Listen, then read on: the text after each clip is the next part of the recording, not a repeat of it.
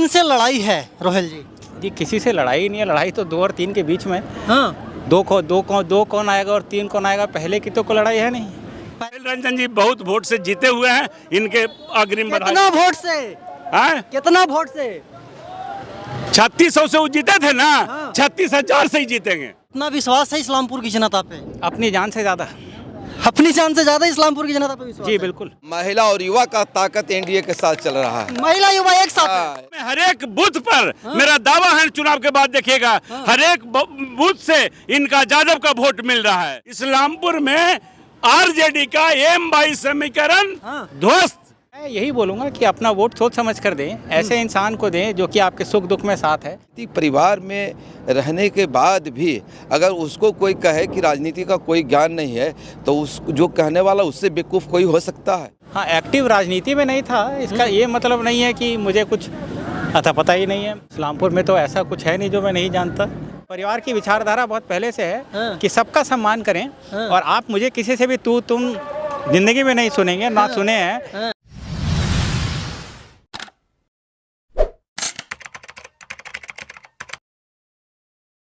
नमस्कार, प्रणाम। मैं अमित चौरसिया और आप देख रहे हैं नालंदा दस्तक। आज रोहेल रंजन का रोड शो हो रहा है और पूरे इस्लामपुर विधानसभा क्षेत्र में जो इनकी काफिला है आज परिभ्रमण कर रही है। पीछे एक बार दिखाया गौतम, जो गाड़ियों की जो संख्या है वो सैकड़ों में है और ये संदेश दे रहे हैं कि हम पूरे इस्लामपुर को जानते हैं, क्योंकि इनके ऊपर आरोप लग रहा था कि ये इस्लामपुर के बारे में इनको पता भी नहीं है और चुनाव लड़ने के लिए आ गए हैं, धन बल के बदौलत आ गए हैं, टिकट के बदौलत आ गए हैं। अब चुनाव प्रचार का आज आखिरी दिन है, हम इनसे वार्तालाप करते हैं। कैसे हैं रोहेल जी? बिल्कुल ठीक हूँ अमित जी, आप कैसे हैं? हम भी ठीक हैं। तो आज रोड शो चल रहा है, तो रोड शो में कहाँ कहाँ जाना है और क्या क्या किया इतना दिनों में? जी, रोड शो में हम लोगों ने तेल्हाड़ा से रोड शो चालू किया, एकंगड़ सराय होते हुए इस्लामपुर होते हुए खुदागंज से आए हैं। अब यहाँ से हम लोग बौरी होते हुए मीना बाज़ार जाएंगे, मीना बाज़ार से जैतीपुर जाएंगे, जैतीपुर से निश्चलगंज, और निश्चलगंज से एकंगड़ डी होते हुए एकंगड़ सराय में कोल्ड स्टोरेज में जाकर के हम लोग की रैली समाप्त होगी। तो क्या है चुनाव का माहौल? आज तो चुनाव प्रचार का आखिरी दिन है और आज आप लोग रोड शो करके मतलब कि अपने चुनाव प्रचार को समाप्त करेंगे? जी बिल्कुल, चुनाव प्रचार समाप्त हो जाएगा आज शाम को, लेकिन जो जितने भी वोटर हैं वो सब तो ऑलरेडी पहले ही अपना डिसाइड कर चुके हैं कि हमारे अभिभावक माननीय श्री नीतीश कुमार जी को दोबारा बिहार का मुख्यमंत्री बनाएंगे। और वो ये सोच के बैठे हैं कि इस बार अधिक से अधिक मतों से इस्लामपुर से तीर छाप पे जदयू के प्रत्याशी यानी कि मैं रोहेल रंजन को वो अधिक से अधिक मतों से जिताकर बिहार विधानसभा में भेजेंगे, ताकि उनकी आवाज़ अधिक से अधिक दम से मैं वहाँ उठा सकूँ।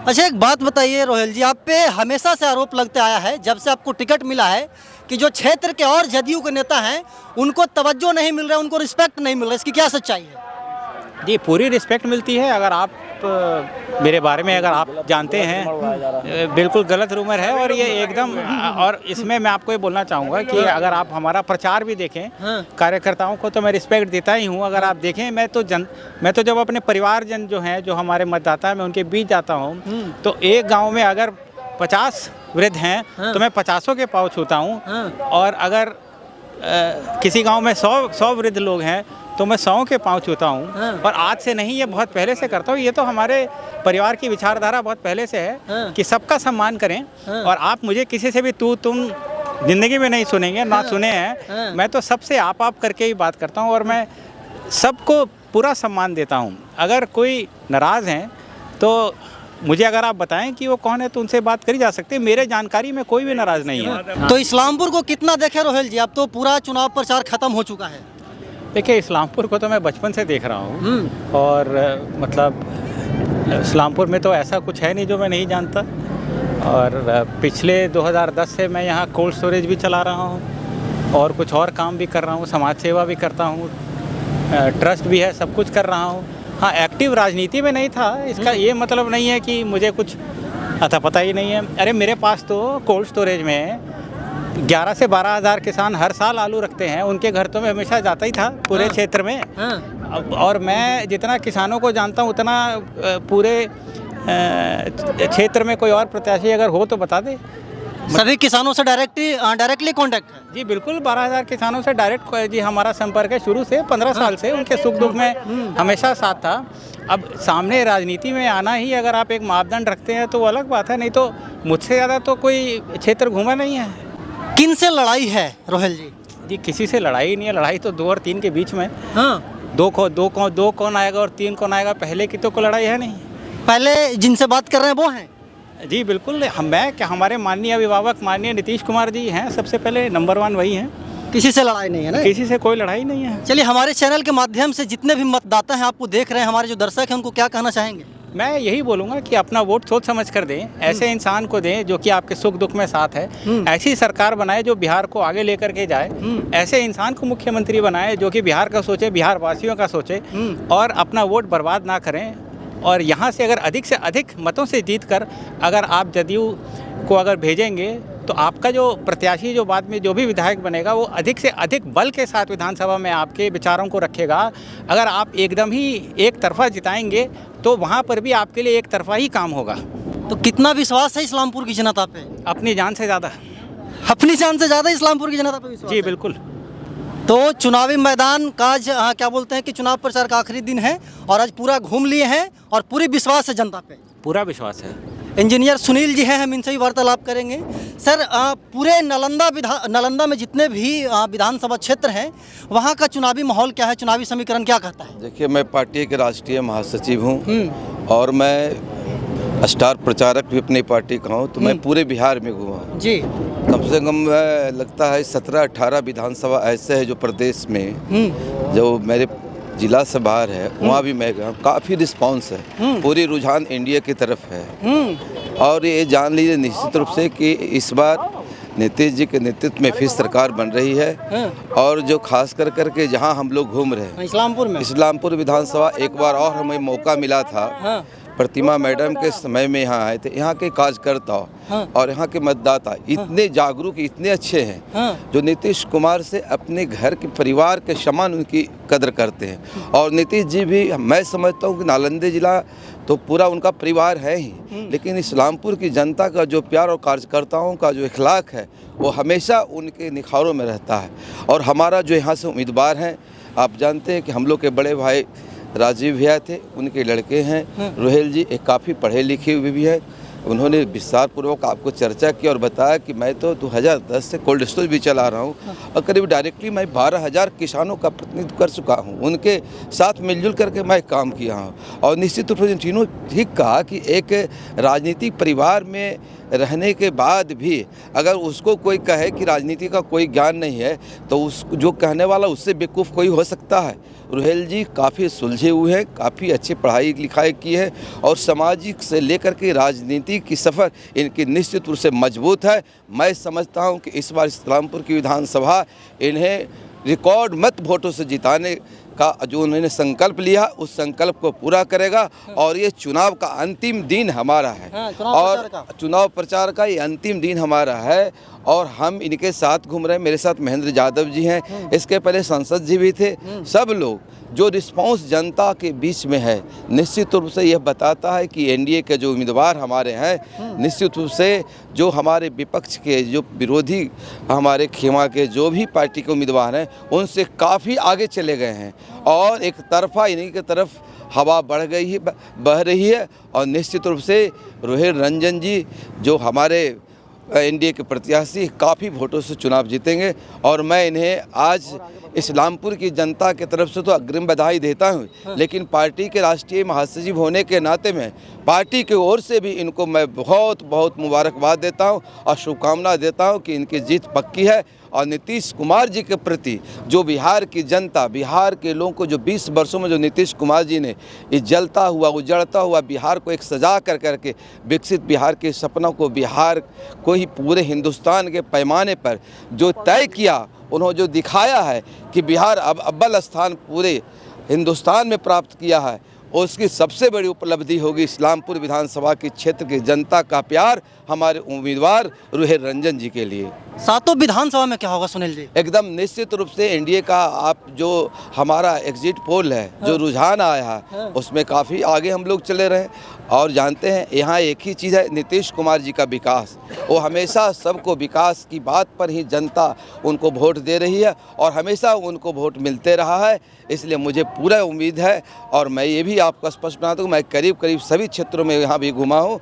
मेरे सातों विधानसभा में जो एनडीए के प्रत्याशी हैं वो काफ़ी वोटों से जीत रहे हैं। महेंद्र जी संक्षेप में बताइएगा सर, क्या माहौल है इस्लामपुर विधानसभा का? एक तरफा एक नंबर में सबसे आगे रोहेल जी चल रहे हैं और 2 नंबर में कौन आवेगा उसके लिए राकेश रोशन जी है, तनुजा जी चल रहे हैं कि हमारा 2 नंबर में नाम आ जाए। राकेश जी तो कह रहे कुने कि हमारा इनसे लड़ाई है नहीं है, तनुजा जी से लड़ाई है। ना वो तो लड़ाई में है नहीं, इसलिए इनसे लड़ाई नहीं है, बात तो सही कह रहे हैं। इनसे लड़ाई है नहीं, उनको जो लड़ाई है वो तनुजा जी से लड़ाई है और ये आगे चल रहे हैं। 2 नंबर में हमारा नाम लिखा जाए इसके लिए राकेश जी ये है, इसलिए कि जादवों में हर एक बूथ पर मेरा दावा है, चुनाव के बाद देखिएगा हर एक बूथ से इनका जादव का वोट मिल रहा है, समझे ना। उसका श्रेय किसी दूसरे को नहीं जाता है, उसका श्रेय राकेश रोशन जी को ही जाता है। इसलिए कि अब जो जनता है वो 2 सर्टिफिकेट पर देगा, विषय पर वोट देगा।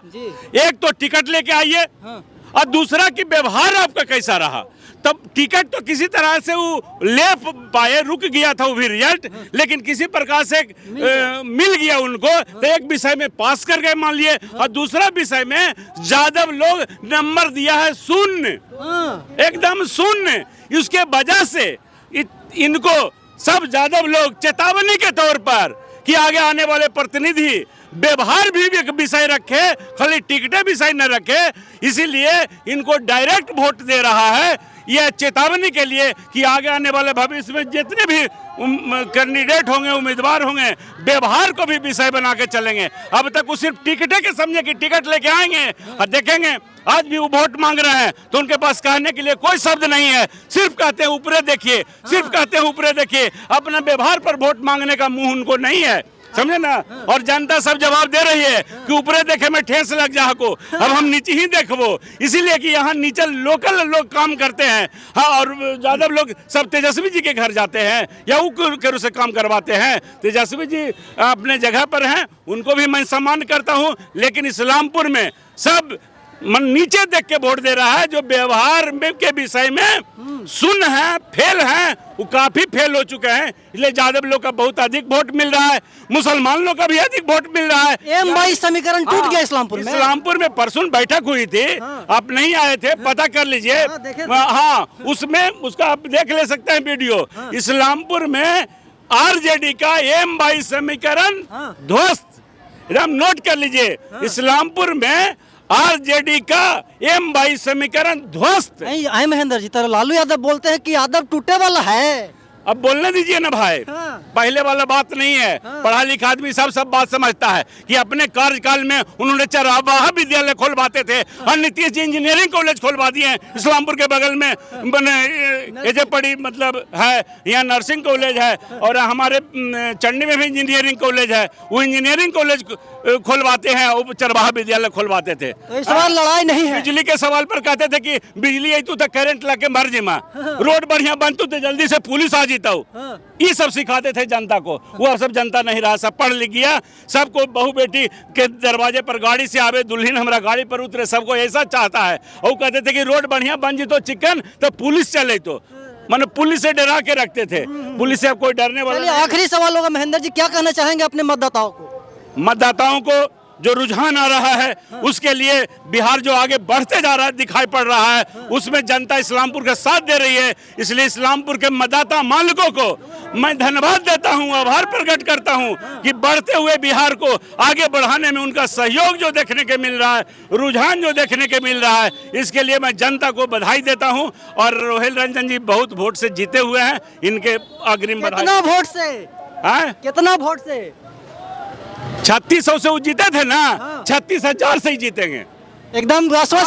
हाँ, वो 3600 से जीते थे और 36,000 वोट से वो जीत रहे हैं। इसलिए कि M-22 समीकरण का इनको वोट मिल रहा है, वो कहाँ से अब होंगे, उसका देखा, इसके मिसलेनियस लोग भी देख रहा है कि यादव जी और मुस्लिम समाज जब रोहिल रंजन जी को वोट दे रहा है तब हम देखे क्या करेंगे। इसलिए एक तरफा वोट हो गया है, बहुत मत रिकॉर्ड मत से जीतेंगे। चलिए, बोल रहे हैं कि रिकॉर्ड मत से चुनाव जीतेंगे। एम बाई का नया फार्मूला भी आ गया है। एम बाई का नया फार्मूला। हाँ, एम बाई का नया फार्मूला ही है।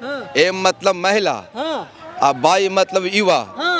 महिला और युवा का ताकत एनडीए के साथ चल रहा है। महिला युवा एक साथ है। हाँ, एकदम। इसलिए समझिए कि आप जानते हैं कि 50% महिला पूरे हिंदुस्तान में जो सबसे सशक्त और सबसे शक्तिशाली है। और नौजवानों का भी आप फोर्स जानते हैं कितना मजबूत है कि पूरे प्रदेश में नौजवानों की ताकत जब साथ में है तो जो एम बाई समीकरण वही लोग मुस्लिम या यादव करते थे और पूरा फार्मूला चलना बंद हो गया। अब महिला और युवा का फार्मूला आ गया है, इसलिए अब कुछ होने वाला उनका नहीं है। एनडीए काफ़ी आगे है और नीतीश कुमार फिर 14 तारीख के बाद जो रिजल्ट आएगा उनका शपथ ग्रहण होगा और 10वें बार मुख्यमंत्री के रूप में शपथ ग्रहण लेंगे। इसलिए आपको भी, अमित जी, बहुत बहुत मुबारक। और ये बिहार की जनता और बिहार के लोगों को भी एक बार फिर नीतीश कुमार के 10वें बार मुख्यमंत्री के रूप में शपथ दिलाने के लिए बहुत बहुत मुबारक। चलिए, इंजीनियर सुनील जी हैं, रोहेल जी हैं, महेंद्र जी हैं, सभी ने हमारे हर एक सवाल का प्रमुखता से जवाब दिया। यहाँ पे अंसारी जी भी हैं, उधर यादव जी बोल रहे थे कि एम बाई समीकरण टूट गया क्या?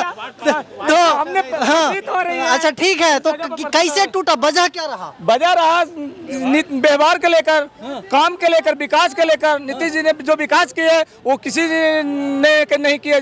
लालू जी के राज में क्या था ये सब लोग जानते हैं, युवा लोग भी जानते हैं, बूढ़े लोग भी जानते हैं, हम लोग सब जानते हैं। हम लोग देखे हुए उस स्टेज में से हम लोग आ रहे हैं। जो हम लोग जब स्कूल जाया करते थे, कभी एग्जाम देने के जाया करते थे, तो हम लोग का माँ बाप टेंशन में रहते थे कि मेरा बच्चा लौटेगा कि नहीं लौटेगा, गड्ढे में कब गाड़ी उलट जाएगी, क्या हो जाएगा, इस तरह कई मामला। बिजली की समस्या रहती थी, हम लोग पढ़ने में कठिनाई होया करते थे। हम लोग सारे दिन देखे हुए हैं। क्या लड़ाई है, किसके बीच लड़ाई है? लड़ाई अब रहा कहाँ, लड़ाई है कहाँ? लड़ाई है नहीं, लड़ाई तो खत्म हो गई, खत्म लड़ाई। बिल्कुल लड़ाई है कहाँ? अब देखिए ना भाई, यादव के वोट मिलते थे राकेश जी को, यादव जी भी इसी मंच पर है, मुस्लिम के वोट मुस्लिम इसी मंच पे है। अब लड़ाई रहा कहाँ? कोई लड़ाई नहीं, कोई लड़ाई नहीं, जीत के लिए आश्वस्त है। बिल्कुल बिल्कुल 100%। कहीं पर लड़ाई नहीं है। लड़ाई होती तब लड़ाई की बात करती, लड़ाई है ही नहीं है। क्या कहना चाहेंगे यहाँ का? महेंद्र जी ने अभी बोले, महेंद्र भैया ने कि अब लड़ाई यहाँ है नहीं, एक तरफा वोट हो गई है, कहीं कोई मामला नहीं है। और कुछ तो आती ये तेजस्वी के लेकर जो है आम तरीके से बात होते रहे। उनके पिताजी ने जो कार्य कल दिखाए अपने 15 साल रहकर, उनके छवि को लेकर भी थोड़ा सा दिक्कत हुआ। दूसरी बात कि इन इस्लामपुर विधानसभा से जो टिकट राकेश कुमार रोशन के देने के जो रिपीट करने का जो काम किया, उनके व्यवहार बढ़िया नहीं रहने के कारण यादवों में भी काफ़ी टूटे, मुस्लिमों में काफ़ी टूटे। मुसलमानों ने एक पैर पर होकर पिछली बार 2020 में जो है वोट देने का काम किया था, पर उस तरीके से राकेश कुमार रोशन ने खड़े उतारने का काम नहीं किए, मान सम्मान में ठेस पहुँचाने का काम किया है। कभी किसी के साथ वो भला कर नहीं सकते, इसलिए कि भले सोचने वाले व्यक्ति है नहीं है। कई तरह के उनके साथ घटना वो करते हैं लोगों के साथ, ऐसा नहीं है। तो मतलब कि यही सब वजह है कि उनको आप लोग वोट नहीं करते? बिल्कुल बिल्कुल यही वजह है, और क्या वजह रह सकता है? चलिए, यही वजह है। और क्या चाहिए जनता को, क्या चाहिए? विकास चाहिए। जो विकास नीतीश सरकार में हो रही है वो होते रहेगी। विकास चाहिए और विकास नीतीश कुमार जी किए हैं। और हम लोग फिर से एक बार ये लोग बता रहे हैं कि नीतीश कुमार जी को मुख्यमंत्री बनाएंगे और इस्लामपुर से रोहेल रंजन को जिताएंगे। बाकी 14 तारीख को पता चलेगा कि कौन मुख्यमंत्री बनता है, कौन विधायक बनता है। हम ऐसे ही देश दुनिया की तमाम छोटी बड़ी खबरों से आपको रूबरू करवाते रहते हैं और आगे भी करवाते रहेंगे। तब तक के लिए बने रहे हमारे साथ और देखते रहें नालंदा दस्तक। धन्यवाद।